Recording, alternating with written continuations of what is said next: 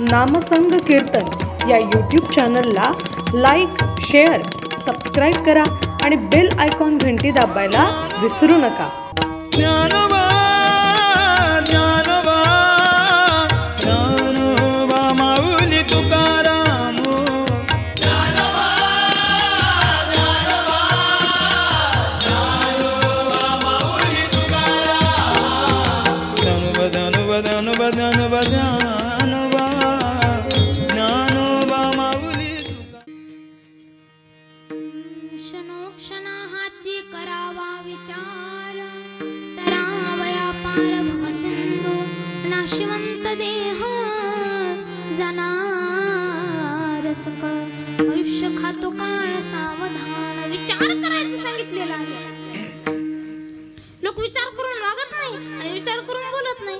बरं असंच एकदा काय झालं माहितीये का महाराज, एक गावी कीर्तन झालं. त्या गावाचं नाव सुद्धा आठवना, आता त्याच्यावर बरेच कीर्तन केले म्हणा. त्या गावी कीर्तन केल्यानंतर, कीर्तन झाल्यानंतर एक गृहस्थ माझ्या जवळ आला. माझ्या जवळ आल्याच्या नंतर मला म्हणाला, दीदी तुम्ही कीर्तन करायचे का? म्हणलं हार बाबा कीर्तन करायचे. नाही पण तुम्ही कीर्तन करायचे का? आता कीर्तन केलं म्हणल्यावर कीर्तन करायचं असणार. नाही पण तुम्ही कीर्तन करे का? मला पोतराजी आता काय बोलू यांना, जर कीर्तन केलं म्हणल्यावर कीर्तन करायचं असणार ना. अशी वेळे लोक आहेत, यांना उत्तर सुद्धा देता येत नाही आम्हाला. त्यामुळे विचार करून बोलत जा आणि सर्वांनी विचार करून बोलला तरच परमार्थ घडेल जाता. जगद्गुरु श्री संत तुकोबराय सांगतात, हा देह एकदाच आहे, पुन्हा पुन्हा नाही. कारण याच देही घडी देवाचे भजन. म्हणजे याच देहामध्ये आल्यानंतर परमार्थ करता येतो. दादा विठ्ठल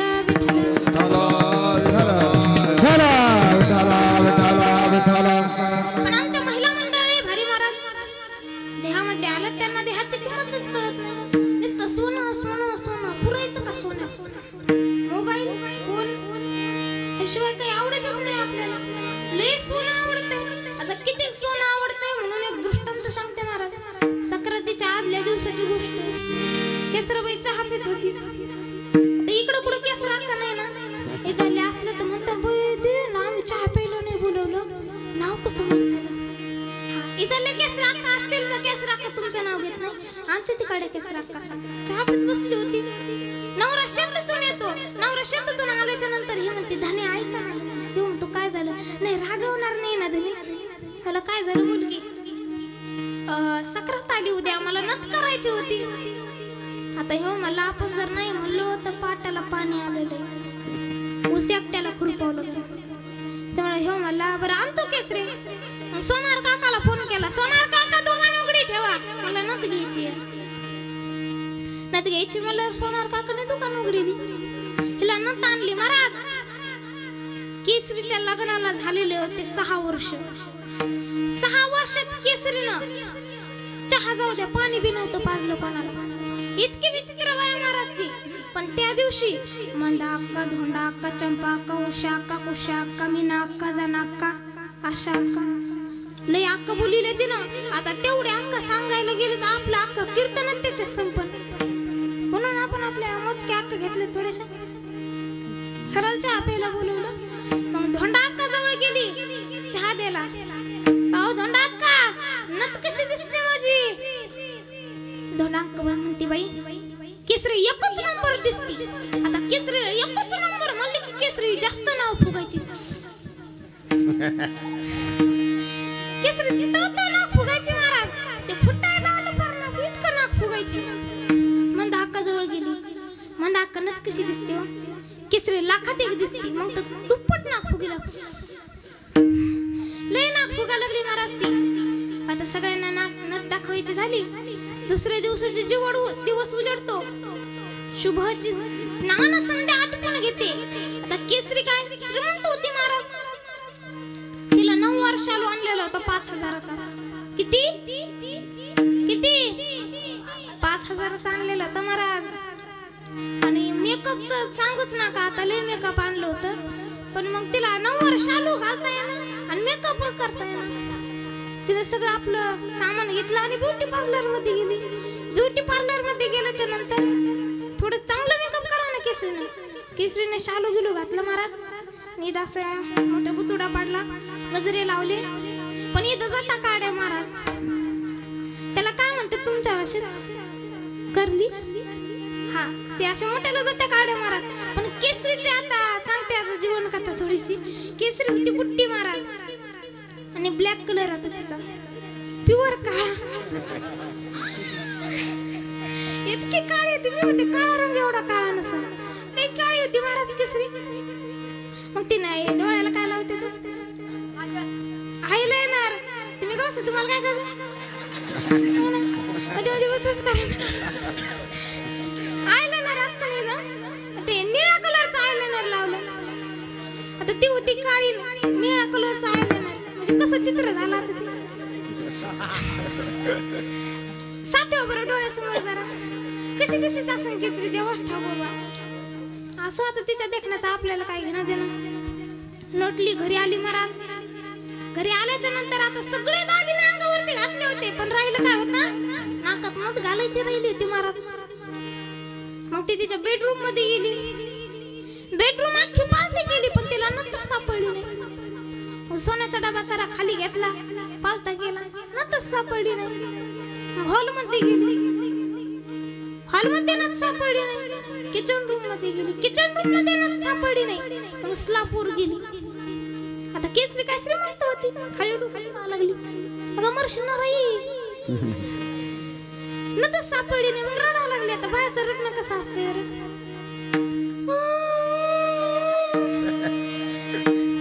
शिवरंजली झाला महाराज. बायाचं रडणं लय अवघड असते महाराज. मग त्या रडा त्यात पण बिचाराला 20-20 दिवस भाकरी विचा मारित. हे भाकरी विना मरत नाही महाराज. काय सांगू, मारायला रुसून फुगून जाते. ही बिचारा शेजाऱ्याला मागतो, भाकर आहे का? 30 एकरवाला धनी भाकरी मागायला चाललाय लोकांच्या घरात. ती केसरी रडा लागली. हो, नवरा नेमका शेतातून आलेला होता. मला केसरी काय झालं? ती म्हणली तुम्ही नव्हती का? ह्याला काय? मग घाल ना, जा ना. घालायचीच होती. अगं काय झालं? अरे पण गेली. असं सणासुदीच्या दिवशी रडणं काही ओपत नाही केसरी. तुला 5 काय 10 ग्रॅमची नथ आणतो. केसरीचं नाक होतं असं एवढंच बोरावं.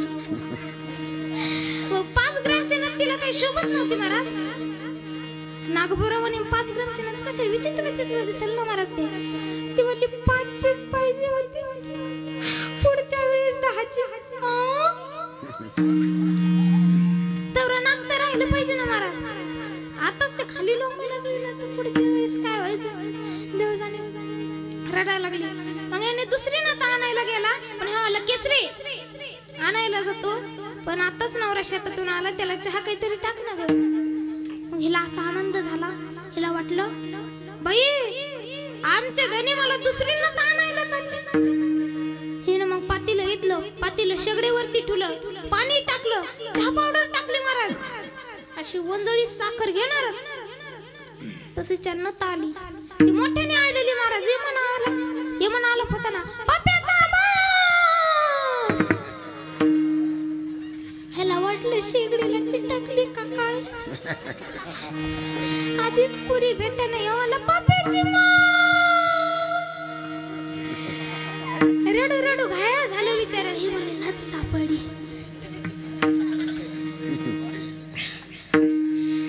नथ सापडी. हो जास्त रडा लागला. हो मला आधीच पुरी भेटा नाही. बरं महाराज पुरी भेटा नाही म्हणून पुरीच्या आईला आलंय डिमांड. मी म्हणते कांद्याला इतकं मार्केट नसेल इतकं त्यांना खरंच. आणि ते सरळ सांगते बरं का, आमची मुलगी कोणाला द्यायची नाही. हो तुमच्यापैकी दिली का कोणी?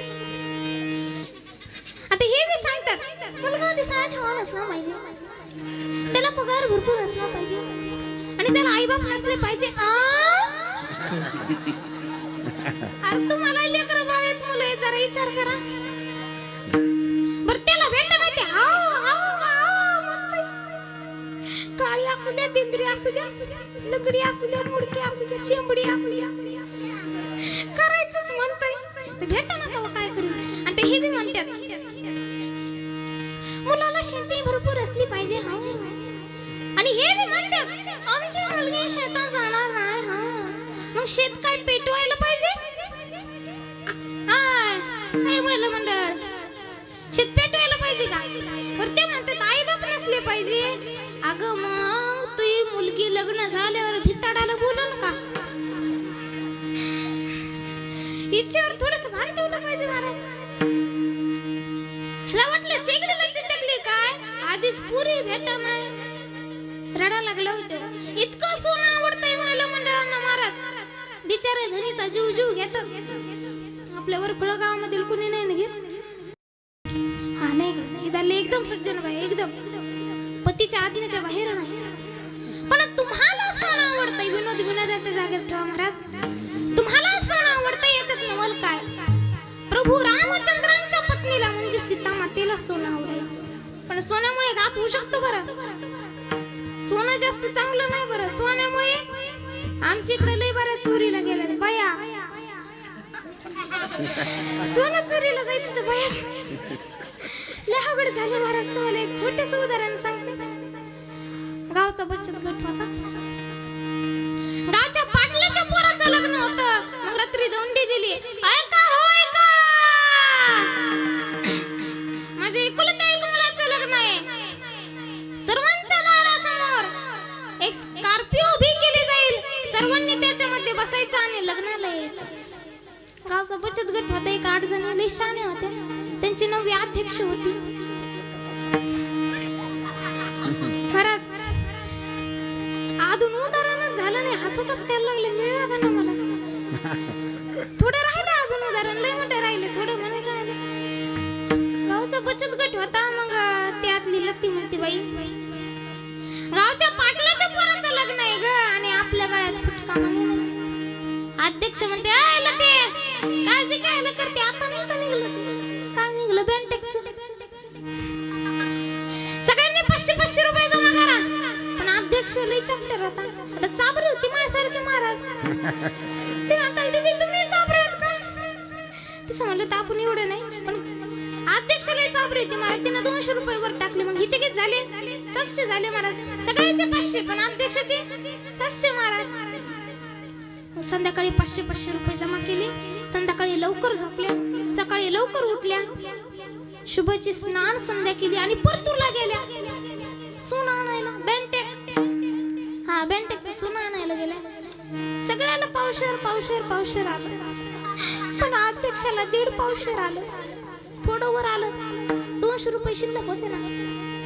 सगळे एकमेकीला झटकानाची बाई मी कशी दिसते हो? लती म्हणायची बाई मी तर काय सुंदर दिसते गुलाबाच्या पाकळासारखीच.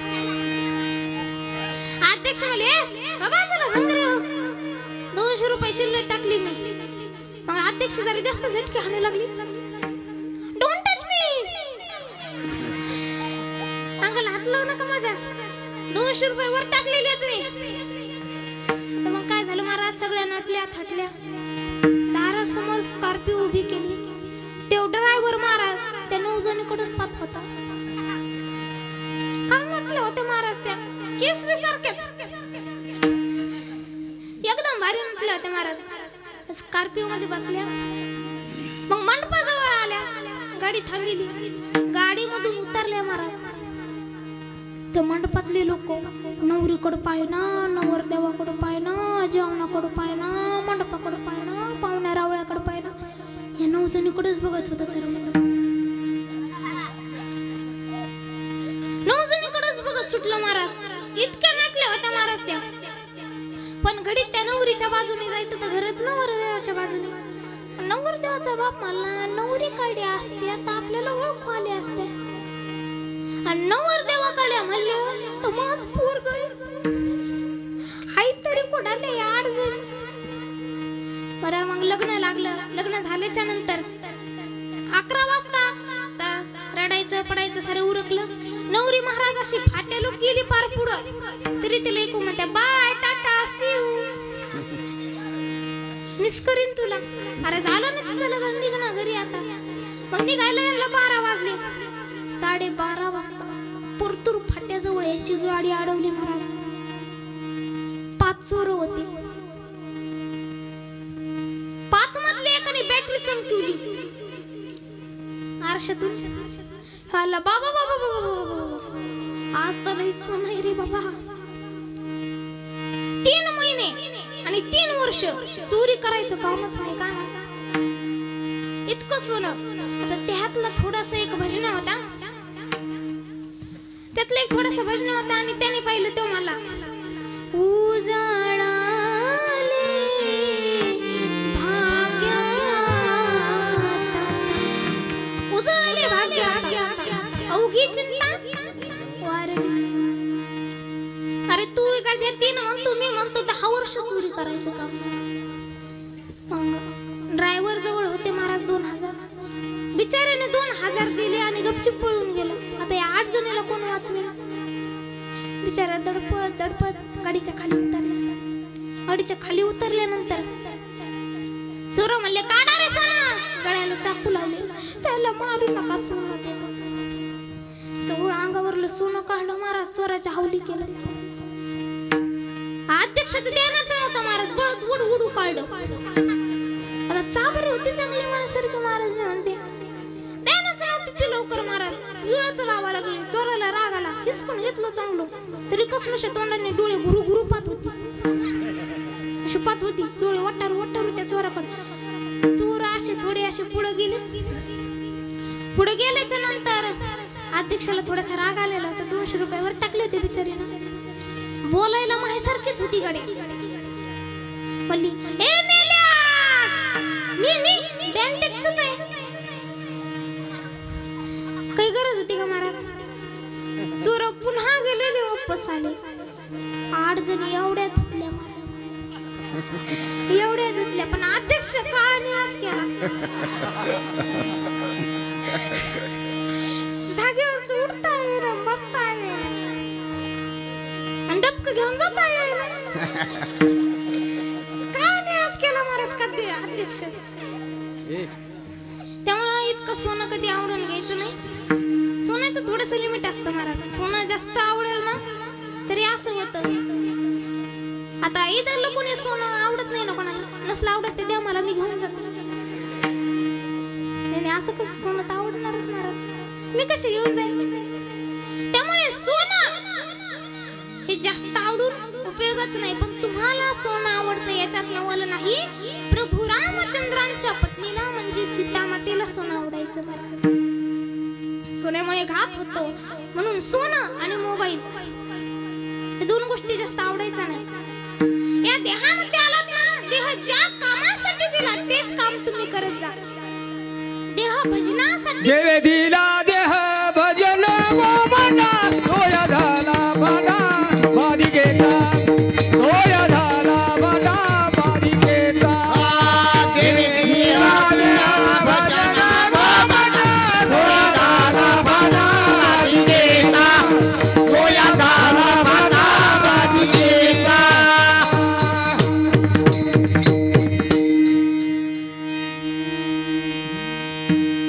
देवे दिला देह भजन गोमटा, तोया झाला फाटा बाधिकेचा. देह ज्या कामासाठी दिलेला आहे ते काम तुम्ही आम्ही पूर्ण केलं पाहिजे. कारण हा देह सकळ जाणार आहे. विचार सागर ग्रंथामध्ये आणि पंचकर्ण ग्रंथामध्ये सांगतात आत्मा सत्य, सर्व जगत मिथ्या. म्हणजे आत्मा सत्य आहे. सर्व संसारामधल्या गोष्टी नाश पावणाऱ्या आहेत. सत्य कशाला म्हणायचं. घरामध्ये कपशी आणली, काही दिवसांनी फुटून जाते, तिला सत्य म्हणायचं का.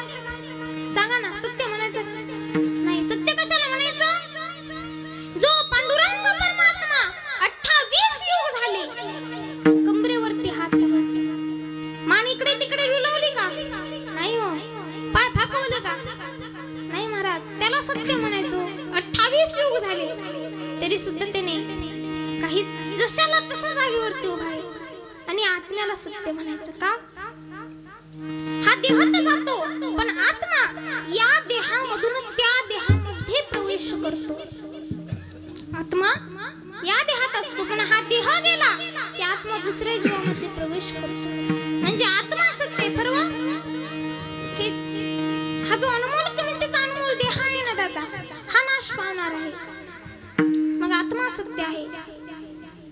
काही लोक तुकोबरायांना म्हणतात तुकोबराय देह तर सगळं जाणार आहे, मग आम्ही कसं राहिलं पाहिजे तुकोबराय भंगाच्या दुसऱ्या नाशिवंत जाणार सकळ नाशिवंत देह जाणार सकळ नाशिवंत देह जाणार सकळ नाशिवंत देह जाणार सकळ नाशिवंत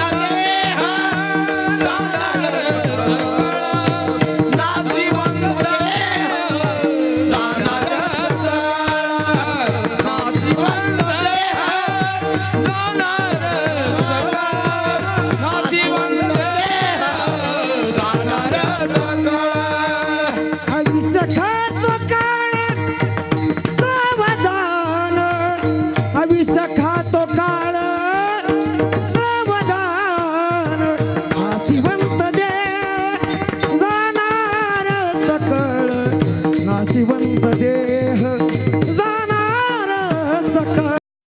नाशिवंत देह जाणार सकळ नाशिवंत देह जाणार सकळ आयुष्य खातो आयुष्य खातो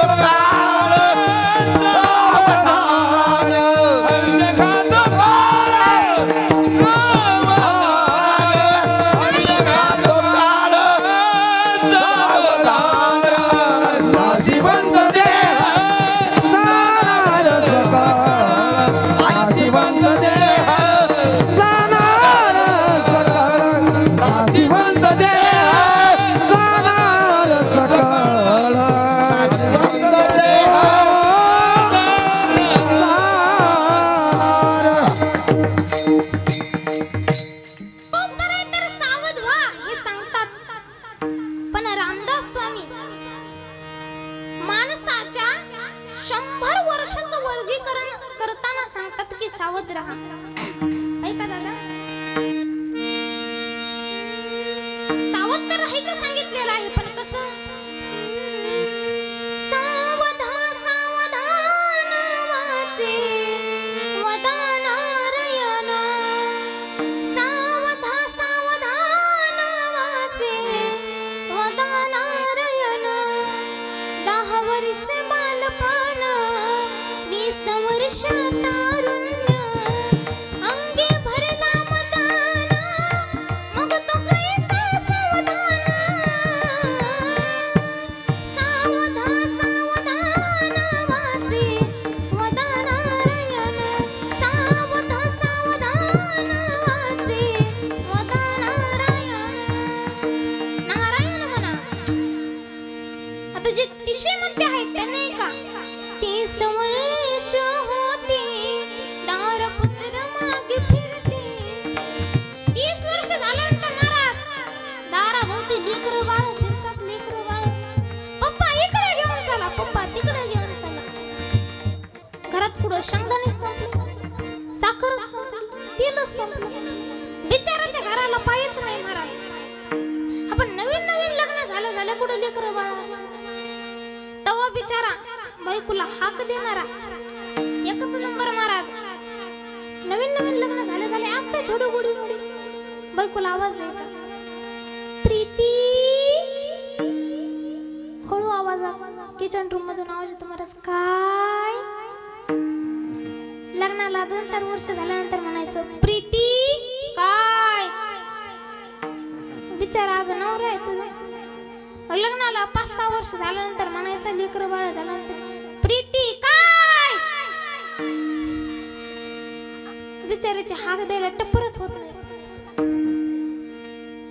पण नवीन नवीन लग्न झालं कुठे लेकरं बाळ असतात. पण मला सांगायचं काय 30 वर्ष होती दारापुत्र मागे फिरती प्रपंच लागे पाठी मग तो कैसा परमार्थी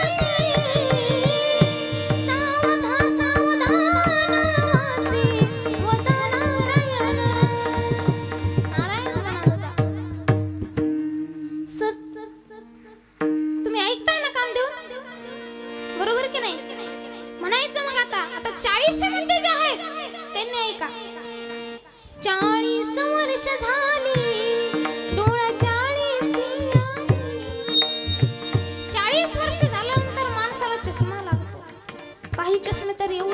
महाराज. चष्मा लागला तरी चष्म्याच्या वरून पाहतात, खालून पाहतात. पण इथले संपूर्ण चष्मे सोडून मी आमचे तिकडचे चष्मे सांगते बर का. हा, ह्याला काय म्हणायचं? 40 वर्ष झाली डोळा 40 आली, डोळ्यासमोर पडते कैसे दोरान जवळे, सावध सावधान वाचे वदा नारायण, सावध सावधान वाचे वदा नारायण. आता ऐका पुढे. 50 वर्ष ज्यांचं झालेलं आहे त्यांनी ऐका. 50 वर्ष होती हलती दातांच्या पंगती. 50 वर्ष झाल्यानंतर महाराज दात हलतात दात. म्हणून या दाताने काय खायचं ते आधीच ठरलं. काही दात तर एवढे विचित्र आहेत महाराज, दात पडले तरी पण तोंड हलवत जातात, किलबिल किलबिल किलबिल करतेच राहतात. ती म्हातारी म्हणते अगं बसा ना, तुला काय करायचं. हा, ह्याला काय म्हणायचं? 50 वर्ष होती हलती दातांच्या पंगती, श्याम केश शुभ्र होते त्यासे म्हातारा म्हणते, सावध सावधान वाचे वदा नारायण, सावध सावधान वाचे वदा नारायण. साठीची बुद्धी नाटी मग हाताल काठी. 60 वर्ष झाल्याच्या नंतर हातामध्ये काठी येते आणि बुद्धी कामच करीत नाही महाराज. 60 मध्ये काय बुद्धी काम करणार? आपण म्हणायचं बाबा चला ना कीर्तनाला, बाबा म्हणतात खाल्ली भाकरी. त्या भाकरीचा आणि कीर्तनाचा काय संबंध बरं? तेवढ्यात म्हणा मंडप कोणीकडे, म्हातारी घरीचे. त्या म्हातारीचा आणि मंडपाचा काय संबंध आला? असंच महाराज एका महाराजांचं कीर्तन एका गावी झालं. मग महाराजांना जेवायला न्यायला लागले. आजोबा 60 वर्षाचे होते. जाता जाता वाटेत गप्पा सुरू झाल्या. महाराज काय म्हणते तब्येत? बरी. आई वडील बरे आहेत का? म्हणे बरे आहेत. मग लग्न झालं का? नाही नाही राहिलं. महाराज थोडेसे लाजले. नाही झालं म्हणे, करायचंय. मग लेकरं बाळ कशी येतं? बिना लेकराचे लेकरं बाळ. महाराजाचं डोकंच काम करेना. ह्याला काय म्हणायचं? साठीची बुद्धी नाटी मग हाताल काठी, वस वस लागे पाठी त्यासे हसते कराटे, सावध सावधान वाचे वदा नारायण, सावध सावधान वाचे वदा नारायण. आता 80 मध्ये जे आहेत त्यांनी ऐका का 70 मध्ये टपकले? नाही नाही, आपल्या वरफळामधले आहेत, दिसतात मला. 70ची झाली रचना बसल्याने उठवेना, उठल्याने चालवेना मग तर झालं दैनवाना, सावध सावधान वाचे वदा नारायण, सावध सावधान वाचे वदा नारायण. आता 80 मध्ये जे आहेत ते नाही का 4 20 मिळून 80 मग तर झाला अपयशी. 80 वर्ष झाल्यानंतर महाराज माणसाला अपयश येतं. म्हणजे 80 वर्षात आपण कोणाची लग्न जुळवायला जायचंच नाही, कारण आपलं थोबड पाहिलं की जमलेलं मोडतंय. इतकं विचित्र थोबड असतं महाराज आपलं. याला म्हणायचं 4 20 मिळून 80 मग तो झाला अपयशी. पाण्याविना मछली जैसी जीव होतो कासावीशी, सावध सावधान वाचे वदा नारायण. नारायण म्हणाला. आता 90 मध्ये जे आहेत त्यांनी ऐका. मग वर्ष झाले 90 बोलविना एक शब्द, स्त्री पुत्र म्हणे प्रसिद्ध आता तोडा संबंध, सावध सावधान वाचे वदा नारायण. तर रामदास स्वामी शेवटी फार गोड वर्णन करतात. 1 शतक पूर्ण झाला आला तैसा वाया गेला, रामदास स्वामी म्हणे योगी सावध झाला,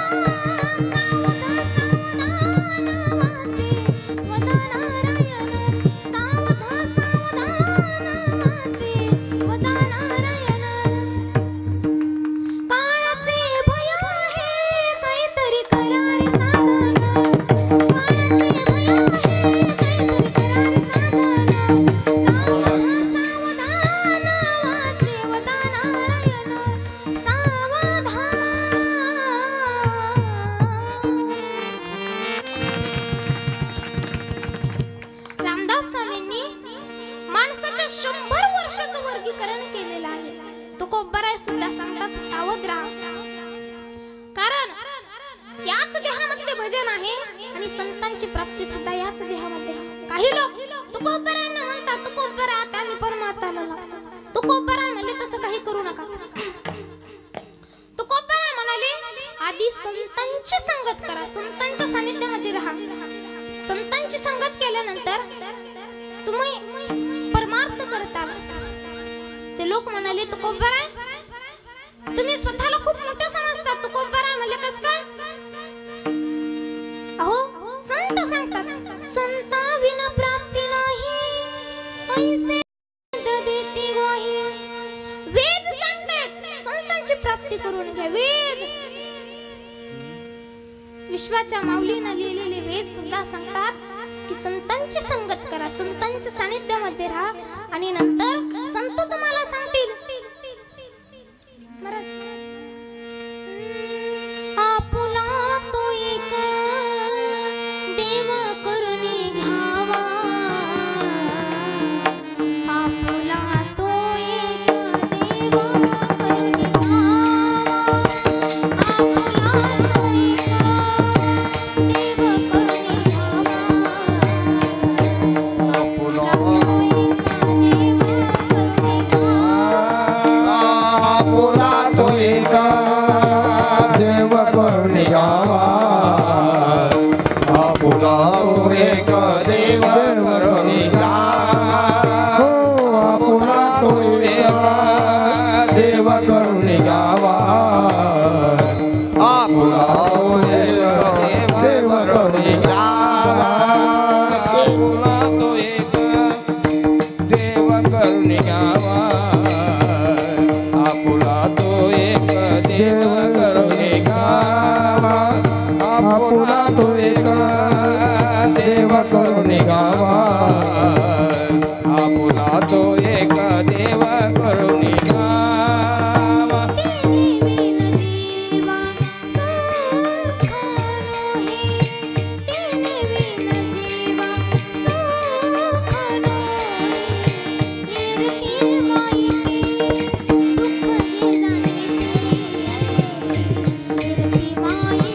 दुःख जे जाणे, येरती माई के दुःख जे जाणे, येरती माई के दुःख जे जाणे. ये रती माई के दुखाते जन दे, ये रती माई को दुखाते जना दे, ये रती माई का दुखाते जन दे, ये रती माई को दुखाते जना.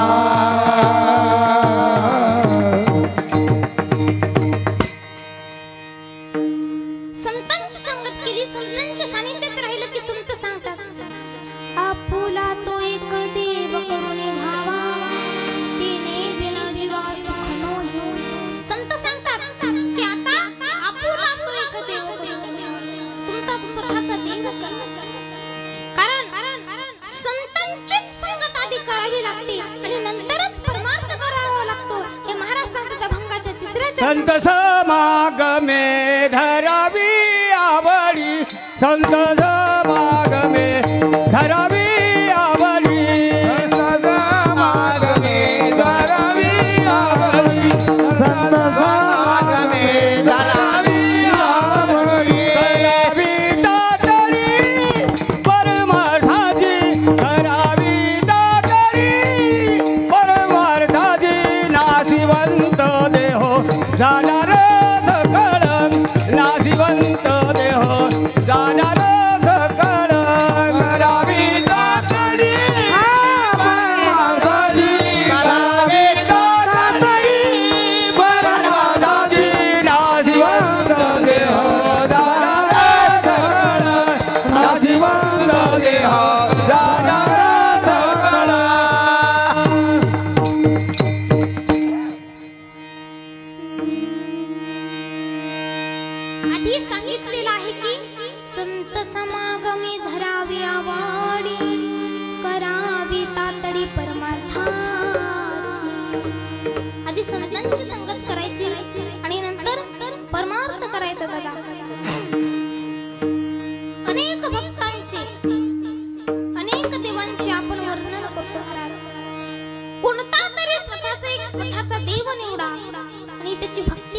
नामस्मरण करा महाराज. सांगितलेलं आहे की नामस्मरण हे केलं तर मुक्ती सुद्धा प्राप्त होते. महाराज आपल्याला सुद्धा शेवटी जाता जाता एक सुंदर असं नामस्मरण करायचं आहे. सर्वांनीच हात वरती घ्या बरं. सर्वांनीच कोणीच सोडू नका. माझं कीर्तन जर आवडलं असेल ना तरी घ्या. सर्वांनी घ्या, कोणीच सोडू नका. फक्त आपले टाळकरी आणि आपले मृदंगाचार्य महाराज, कारण त्यांनी हात वर केले तर टाळ कोण वाजवणार. म्हणून आपण सगळ्यांनी वर करायचे. रेडी ना? विठोबा रखुमाई, विठोबा रखुमाई, रब्बा रखुमाई, रब्बा रखुमाई, रब्बा रखुमाई, रब्बा रखुमाई,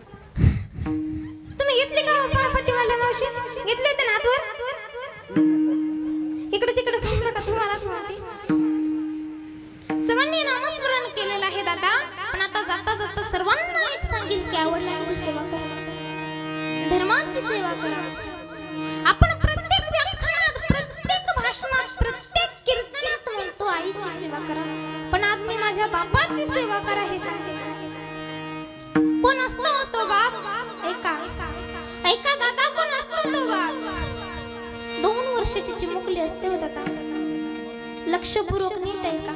2 वर्षाची चिमुकली असते. आपल्या बाबाला विचारते, बाबा माझी आई कुठे गेली बाबा सांगा ना. आई कुठे गेली बाबा सांगा ना. माझी आई कुठे गेली. काय सांगणार तो बाबा. आई तर देवज्ञ झालेली. बाप म्हणला, बाळा आई देवाच्या घरी गेलेली आहे. देवाच्या घरी गेली बाबा. कुठे असतं बरं त्या देवाचं घर सांगा ना बाबा. कुठे असतं त्या देवाचं घर. बाळा त्या चांदण्या दिसतात तिथं असतं त्या देवाचं घर. मग बाबा बोलवा ना आईला. आई काय आहे बाबा बोलवा ना आईला. बाप म्हणतो, बाळा आई येणार नाही. आई येणार नाही बाबा. मग मलाच माझ्या आईकडे सोडवा. मी जाईल तिथे, मी राहील तिथे बाबा. मला माझ्या आई जवळ सोडवा. काय सांगणार तो बाबा. कोणाजवळ नेऊन ठेवणार. बापाने खोटंच उत्तर दिलं. हो खोटंच उत्तर दिलं. बाळा आईकडे जायचं ना मग उद्या जाऊ. ते 2 वर्षाची चिमुकली म्हणते, महाराज शास्त्रामध्ये स्त्री हट्ट, राज हट्ट आणि बाल हट्ट खूप मोठं सांगितलेलं आहे. बाल हट्ट होता मुलीचा महाराज. बाप म्हणाला उद्या जाऊ. उद्या जाऊया बाबा. ठीक आहे. दुसऱ्या दिवशी 2 वर्षाची महाराज तिची मुकली सकाळी 10 वाजता आपल्या बापाला म्हणते, बाबा सकाळचे 10 वाजलेत बाबा. केव्हा जायचं आपल्या आईकडे. बाप म्हणतो, बाळा उद्या जाऊ. उद्या उद्या म्हणून एक दिवशी त्याची मुकलीने हट्ट धरला महाराज. बाबा मी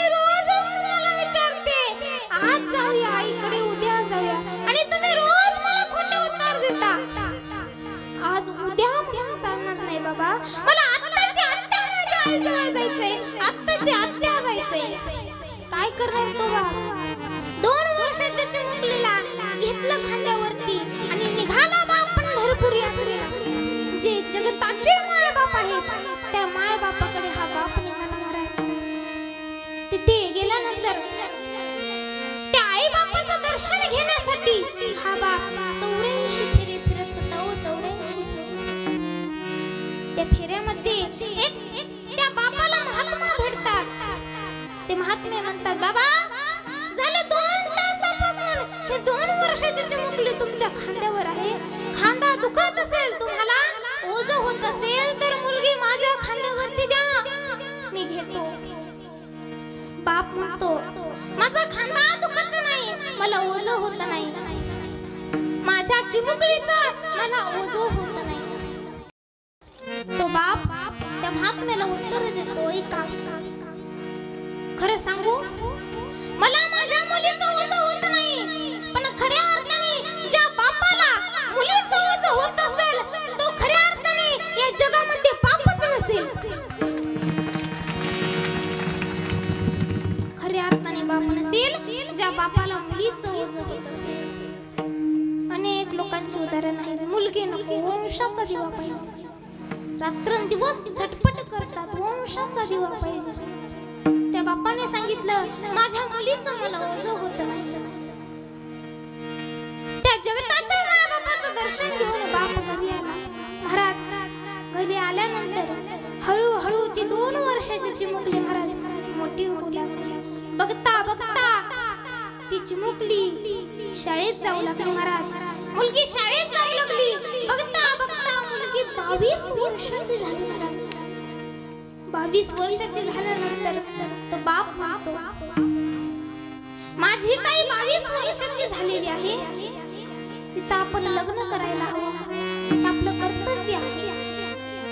शेजारच्याच गावचे पाहुणे महाराज ज्यावेळी त्या मुलीला पाहण्यासाठी येतात, मुलीला पाहायला आल्यानंतर मुलीने त्यांना चहा नाश्ता दिला. महाराज पाहुणे माघारी निघाले. माघारी निघाल्याच्या नंतर हा बाप जड पावलाने त्या पाहुण्यांना माघारी जाण्यासाठी बस स्टॉप पर्यंत आला. महाराज जड पावलाने चालत होता. हो तो बाप जड पावलाने चालत होता. पाहुणे होकार देतील की नकार देतील. एका पाहुण्याने मागे वळून पाहिलं, पाटील मुलगी पसंत आहे पाटील, काही नको, फक्त एक श्रीफळ द्या आणि एकाच महिन्याच्या आतमध्ये लग्न ठरवा, एकाच महिन्याच्या आतमध्ये लग्न करायचं आहे असं त्या पाहुण्यांनी सांगितलं. बापाला खऱ्या अर्थाने आनंद झाला होता, पण दुःख या गोष्टीचं वाटत होतं. माझी ताई देवा मला सोडून कधी मावशीच्या घरी गेली नाही, कधी मामाच्या घरी गेली नाही, आणि आता माझी चिमुकली मला सोडून कायमच जाणार आहे देवा. तर खऱ्या अर्थाने मी पोरका होईल देवा, खऱ्या अर्थाने मी पोरका होईल. बाप जड पावलाने घरी घरी येतो. महाराज घरी आल्याच्या नंतर एक रूम मध्ये जाऊन बाप दरवाजा लावून ढसा ढसा रडतो. महाराज मुलगी म्हणते, झाले 22 वर्ष झाले, असा एकही दिवस गेला नाही ज्या दिवशी माझा बाप माझ्याशी बोललाच नाही. पाहुण्याने होकार दिला असेल म्हणून माझा बाप दुबळ्यापणाचा बाप एका खोलीमध्ये रडत आहे. मुलगी सुद्धा रडू लागली. दुबळ्यापणाचा बाप माझ्या एका खोलीमध्ये रडत आहे. मुलगी रडू लागली. महाराज रात्रीची वेळ होती. शिवरंजनी आला. मुलीने स्वयंपाक केला. महाराज स्वयंपाक केल्याच्या नंतर आपल्या बापाला आवाज देणार होती, पण ती म्हणली, मी माझ्या बापाला जर असा माझा रडका चेहरा दाखवला तर माझ्या बापाची काय अवस्था होईल. ठरवलं मुलीने, मी माझ्या बापाला असा रडका चेहरा दाखवणार नाही. बापानेही ठरवलं माझ्या मुलीला असा रडका चेहरा दाखवायचा. मुली आता बापाला आवाज देणार, जीवायला चला असं म्हणणार. महाराज गळ्यातून शब्द निघत नव्हते तरी सुद्धा ती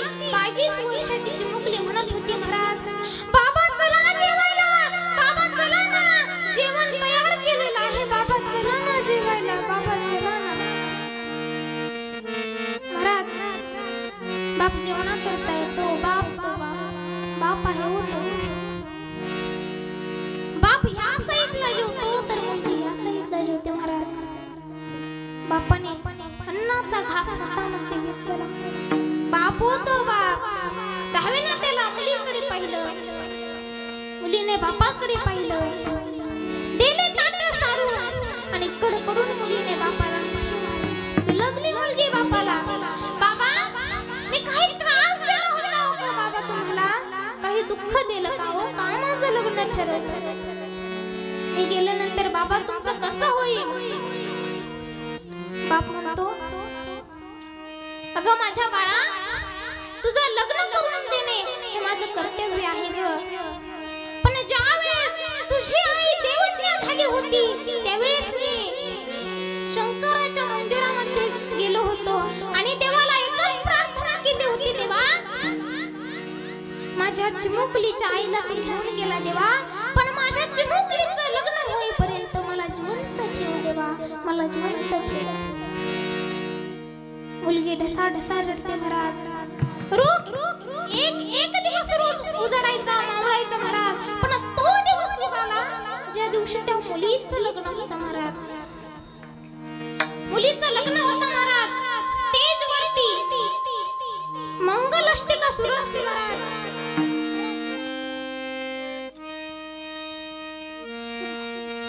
स्टेज वरती मंगलाष्टिका सुरू असते. काय मंगलाष्टिका असते होती,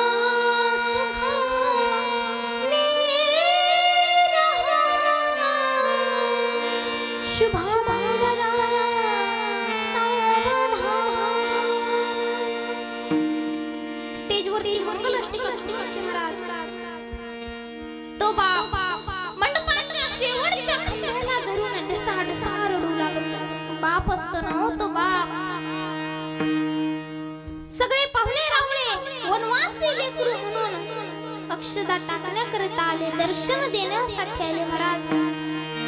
सगळ्यांचं दर्शन घेतल्याच्या नंतर मुलगी बापाजवळ जाते. बापाजवळ गेल्याच्या नंतर बापाला ती मुलगी म्हणते, बाबा बाबा येते मी आता, बाबा स्वतःची काळजी घ्या बाबा, मी जाते आता. बापाच्या खिशात महाराज 20 रुपयाची नोट होती. मुलीच्या हातात द्यायला लागला. मुलगी म्हणते, बाबा मी गेल्यानंतर तुमचा सांभाळ कोण करेल बाबा, राहू दे हे पैसे नका देऊ बाबा. बापाने तिच्या हातात 20 रुपयाची नोट दिली महाराज. मुलगी ढसा ढसा रडत होती. जशी एखादी माय आपल्या लेकराच्या तोंडावरून हात फिरवते महाराज, तसाच त्या मुलीने आपल्या बापाच्या तोंडावरून हात फिरवला महाराज. शेजारच्या काकूंचं दर्शन घेण्यासाठी ती मुलगी गेली. दर्शन घेण्यासाठी गेल्यानंतर त्या काकूंना ही मुलगी म्हणते, काकू मी तर आता चालले हो काकू, माझ्या बापाला रोज सकाळी अंघोळीसाठी गरम पाणी देत जाऊ. गार पाणी दिलं ना तर माझ्या वडिलांना सर्दी होती, म्हणून गरम पाणी देत जाऊ काकू. हरकत नाही काकू, गरम पाणी नाही दिलं तर हरकत नाही, पण गार का होईना देत जाऊ काकू, देत जाऊ. माझ्या बापाला रात्री ताजी भाकर देत जाऊ काकू. काकू जर तुम्हाला ताजी नाही देता आली ना तर हरकत नाही, पण शिळी का होईना हो देत जा, पण देत जा. मुलगी ढसा ढसा रडते आणि सासरी निघते. तो बाप असतो महाराज ज्यांनी त्या मुलीचा बालपणापासून सांभाळ केलेला असतो. त्यामुळे बापासाठी एक सुंदर तुमच्यासाठी गीत गाऊन दाखवते.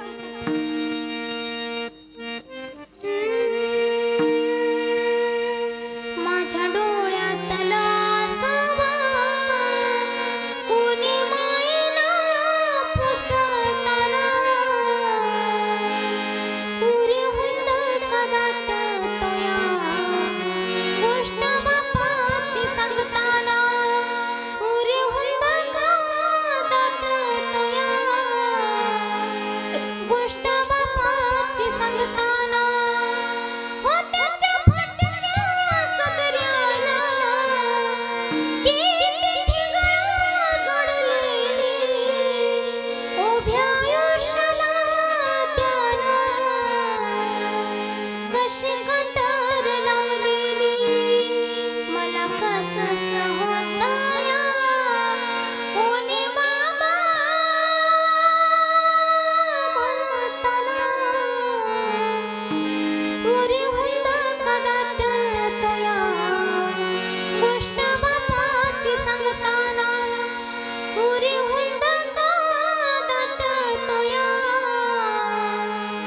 गोष्ट बापाची सांगताना हो भरविला घास मोठ्यात माझ्या युल्या त्याचा जन्म कष्टाचा पण सदा मी सुखात त्यानं बघितला सपना पालवसाचा काढताना उरी हुंदा कदाट्यात या गोष्ट बापाची सांगताना माझ्या डोळ्यातला सवा कोणी मायना पुसताना उरी हुंदा कदाट्यात या गोष्ट बापाची सांगताना.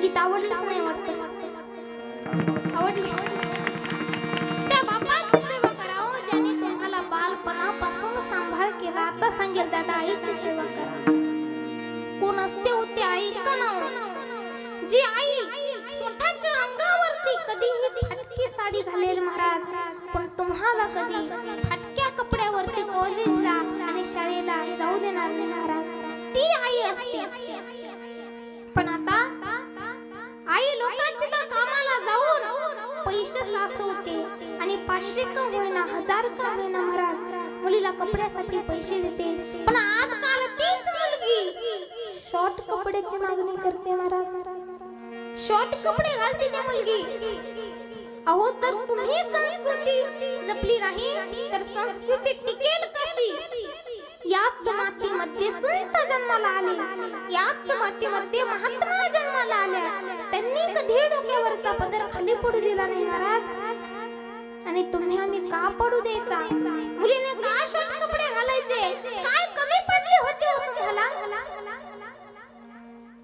बापाची आणि आईची कधीच या समाजामध्ये मान खाली घालवू नका अहो याच मातीमध्ये एवढ्या मोठ्या महात्म्या होऊन गेल्या संत मीराबाई एवढी भक्ती केली हो पण कधी डोक्यावरचा पदर खाली पडू दिला नाही संत बहिणाबाई एवढी भक्ती केली हो माझ्या विठ्ठलाची पण कधी डोक्यावरचा पदर खाली पडू दिला नाही संत जनाबाई विश्वाच्या मालकांनी आपल्या भक्ताच्या घरी झोपडीत दळण दळू लागला होता पांडुरंग परमात्मा त्या जनाबाईनं कधी डोक्यावरचा पदर खाली पडू दिला नाही मग आम्ही तुम्ही का पडू द्यायचा काय कमी पडलं तुम्हाला हो महाराष्ट्राच्या राष्ट्रपिता म्हणजे प्रतिभाताई पाटील होऊन गेल्या त्यांनी कधी डोक्यावरचा पदर कधी खाली पडू दिला नाही या लॉकडाऊनच्या काळामध्ये महाराज अनाथांची माय गेली सिंधुताई सपकाळ त्यांनी कधी डोक्यावरचा पदर खाली पडू दिला नाही हो सावित्रीबाई फुले ज्यांनी महिलांसाठी पुण्यामध्ये पहिली शाळा सुरू केली त्या सावित्रीबाईंना एवढा लोकांचा त्रास सहन करून सुद्धा डोक्यावरचा पदर खाली पडू दिला नाही मग तुम्ही आम्ही का पडू द्यायचा भले हे तुम्ही तुमच्या मुलीला महिला मंडळ कपड्यासाठी पैसे देत असताल पण त्याच कपडे तुम्ही शॉर्ट कपड्याची मागणी करू नका आज कीर्तन आलेल्या जेवल्या महिला मंडळ आहे त्यांना एकच मागणं आहे तुम्ही तुमच्या लेकरांना संस्कार लावा हे प्रत्येक कीर्तन सांगत असते महाराज मी इथेच सांगते असंही काही नाही पण त्या आईची सेवा करत जाओ ज्या आईने रात्रीचा दिवस केला रक्ताचं पाणी केलं त्या आईसाठी सेवेसाठी थोडासा वेळ द्यायचा महाराज त्या आईची सेवा करत जा सांगू दादा तुम्हाला आई माझी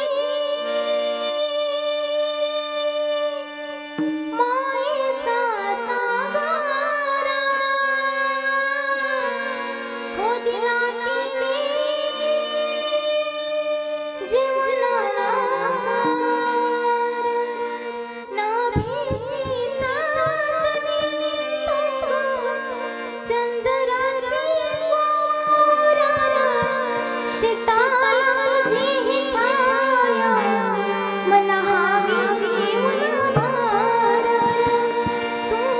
शीतल छायेमध्ये उभा अंश जागेन आई देवापाशी मी ग आई तुलाच ग मागेन आई माझी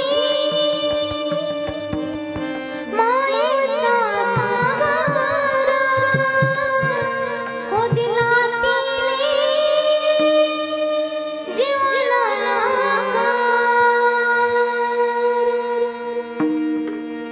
त्या आईची सेवा करा. त्या आईवडिलांनी संपूर्ण आयुष्य तुमच्यासाठी दिलेलं आहे. महाराज कुत्र्याला सांभाळण्यासाठी जेवढा खर्च येतो ना तेवढा आई बाप सांभाळण्यासाठी येत नाही महाराज. आजकाल काय लोक कुत्र्याची महाराज कुत्र्याला जपतात लोक. याच्या कुत्र्याला टपामध्ये बसून अंघोळ घालायची, नवे नवे भारी शॅम्पू त्याच्यावरती ओतायचे, खाण्यासाठी त्याला 2 काय 3,000चं द्यायचं महाराज. आणि याच्या आई वडिलांना सकाळची भाकर रात्री मिळते महाराज. याचे आई वडील वृद्धाश्रमामध्ये आहेत आणि याच्या कुत्र्याला रात्रीच्या 6 वाजता BMW गाडीमध्ये कुत्रा बसतं मिळतं. महाराज एक सांगू का, कुत्र्याची जात असते ना ती कुत्र्याचीच असते. कुत्र्याला कितीही जीव लावा भुकल्याशिवाय राहणार नाही. अहो कुत्र्याला कितीही जीव लावा भुकल्याशिवाय राहणार नाही. पण आई वडिलांना म्हणजेच आई वडिलांचा कितीही तिरस्कार करा, आशीर्वाद दिल्याशिवाय मरणार नाही दादा. त्यामुळे आई वडिलांची सेवा करा. तुमच्या आई वडिलांची जर तुम्ही सेवा केली तर परमार्थ करायची गरज नाही. ज्याच्या जीवनामधून आई निघून गेली, बाप निघून गेला, कोणता परमार्थ करायचा दादा? या जगामध्ये जन्म दिलेली आई नाही, सांभाळ केलेला बाप नाही, आणि कोणता परमार्थ करताय तुम्ही? मी म्हणते भगवान परमात्म्याच्या दारामध्ये गेल्यानंतर देव प्रसन्न होईल का नाही हे सांगता येणार नाही. पण आईवडिलांची जर सेवा केली तर देव प्रसन्न झाल्याशिवाय राहणार नाही दादा. देव प्रसन्न झाल्याशिवाय राहणार नाही. म्हणून आईवडिलांची सेवा करा. आणि जाता जाता तुमचा टाइम वेळ सुद्धा खूप घेतलेला आहे. तसं म्हणलं तर शेवटी सुद्धा आपल्याला प्रेमानं भजन करायचं आहे. जाता जाता सर्वांना एक सांगेल, बोलण्याकडून काही अपशब्द गेले असतील तर तुमची पहिली मुलगी म्हणून माफ करा. ज्यांना पहिली असेल त्यांनी दुसरी म्हणून माफ करा. आणि ज्यांना मुलगीच नसेल त्यांनी दत्तक सुद्धा घ्या. हा काही अपशब्द गेले असतील तर मला मुलगी म्हणून माफ करा. तसेच भगवंत चरणी ही सेवा समर्पित करते आणि सेवेला पूर्ण विराम देते. जाता जाता सुद्धा सर्वांनी प्रेमाने भजन करा. टाळी आता नाही सांगणार, हात वरती घ्या. हा चला. ज्ञानेश्वरा माऊली तुकाराम ज्ञानेश्वर माऊली नारदास माऊली ज्ञानेश्वर माऊली माऊली ज्ञानेश्वर माऊली महाराज ज्ञानेश्वर माऊली ज्ञानेश्वर माऊली ज्ञानेश्वर माऊली ज्ञानेश्वर माऊली